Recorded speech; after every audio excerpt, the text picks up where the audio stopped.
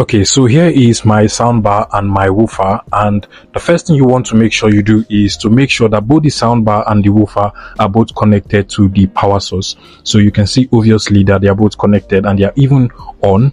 The red light is showing in the soundbar over there, and the blue light in the woofer is also blinking.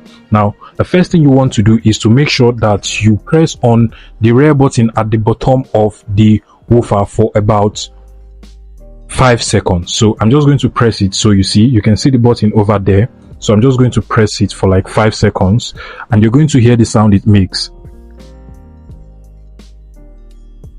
3.6. Okay, now we've pressed it for like 5 seconds, and then we can now go ahead to turn on the soundbar.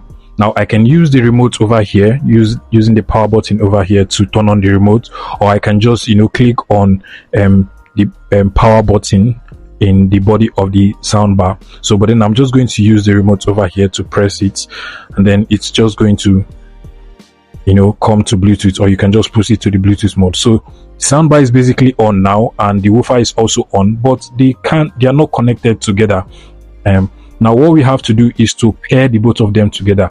Now how do you do that? You are supposed to basically press this button here, this one over here, for 5 seconds. Now what this button does is to pair the Hisense soundbar, so it automatically connects to the woofer.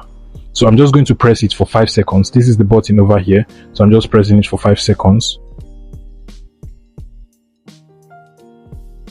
Now you can see super pairing. Now you see it is connected. Now once it is connected, the blue light at the bottom of this woofer automatically turns blue, but then it's now steady.